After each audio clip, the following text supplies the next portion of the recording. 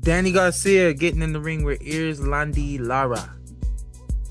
This is 3, 4, 5 years too late. This is the most competitive boxing match on Fight Night.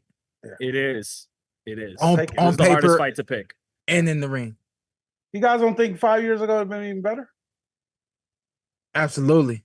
Okay. But absolutely. It's so late, and that it's not even a fight that could have existed 5 years ago. Yeah, Danny was a welterweight. So not only is it an overdue fight, it's a fight that maybe never should have happened, but it's here, and it's almost 50-50. And we did follow these two guys for some years. Mm-hmm. So even though whoever wins this fight may not really go on to do anything in the middleweight division, it does matter next Saturday night because it's Lara and Danny. Yeah, let me say this from a business perspective. You got a Danny Garcia who is still marketable. Still, you can still make money promoting a Danny Garcia. And I hate to make it sound like we're just meat and you just promote us and make money off of us, but it's realistic. That's how boxing is. So usually what would happen for somebody like Danny Garcia, you put him in the ring with somebody that he's supposed to look extraordinary against, and then you instantly you're wanting to get him back in the ring in 6 months or less so that you can start making that money again on him, on his name. The list goes on. And it just seems to me like I don't understand from a business perspective why this boxing match was made, because I don't think beating Lara gives Danny this it doesn't there's no explosion that's coming from him putting him back on the boxing map. The other side of that, if he were to knock him out, then you got something that you can work with. But I don't see him knocking out Lara. I see him possibly beating Lara, even though I have Lara winning this fight. But I'm just looking at this from a business perspective. I can't put my finger on why this fight was made. And and to your point, 5 years too late. Isn't this for a title, is that too? The WBA middleweight title. Yep. So this would be this man's third division title? That is the significance of this fight. Is more on the Danny side. If Danny wins this fight, there's history. He's very But the other side of that is the fight is contracted at what, 57 or 58? 157? Why are you snitching? Yeah. Well, hey, listen, like, come on, like, what are y'all doing?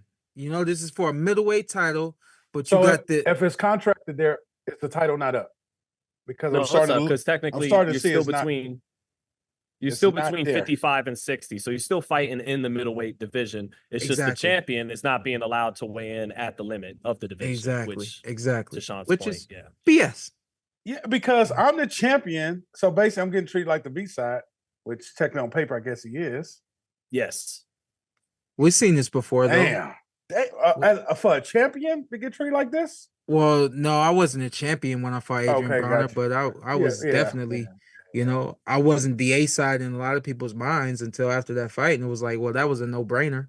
Yeah, it really was a no brainer, but I had to come down from 47 to 44, just to make the fight happen, and I don't know, man. I think I don't know. I think that this is a nightmare fight for Danny Garcia.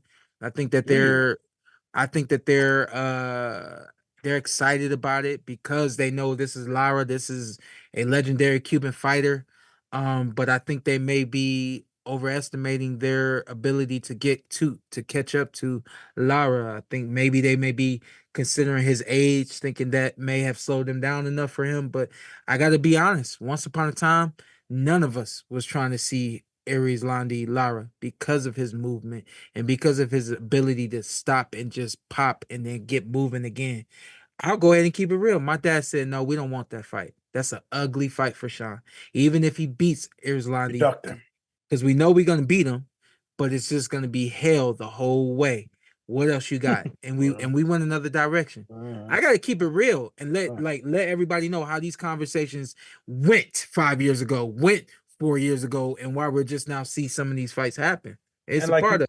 Like you said, Sean, I think they're really depending on him not to have the movement of back then, because Danny doesn't have the greatest feet in the sport of boxing. We've seen that versus you and versus a lot of fighters. It's like if he can move, if he's half Lara and the movement's there, it's going to be a tough night for obviously, for Danny Garcia. But hopefully Danny can get his ish off and the left hooks there. But has he? What do you think, Zittel? He went from 100. Lara went from. Is he 80% of what he was? 70? I think. Yeah, I think that's probably about 75%, something like that. But the interesting thing, Lara has made adjustment wise. He's not as fast as he was. Definitely can't move as fluid as he once could, but he's hitting harder with his straight left hand than at any other point in his career because he's made a smart adjustment. Okay, so I can't pick my feet up as consistently as quickly as I used to be, at 54. So now I'm sitting down a little bit more. Now it's more little planted half steps. And when he's throwing his straight left hand, he's sitting down on it more than he ever did at 154. Because like Shawn said, it used to be ping, ping, ping, ping, step off to the side. And at 160, he's made that adjustment. He's sitting down on the left hand. So I think he's hitting really hard with the straight left hand. He's had some really nice knockouts at 160 against lower opposition, but they've looked good. I was really tempted to pick Danny in this fight because I talked about it with Shawn a week ago. I was rewatching the Jose Benavidez fight, and Jose Benavidez is not a junior middleweight. But Danny, he showed, like, all I've been seeing from Lara a lot lately is baiting with the lead hand, little half steps, and then bang, sniping with the straight left hand. Danny against Benavidez, he showed the double jab to the head, to the body, quick little combos.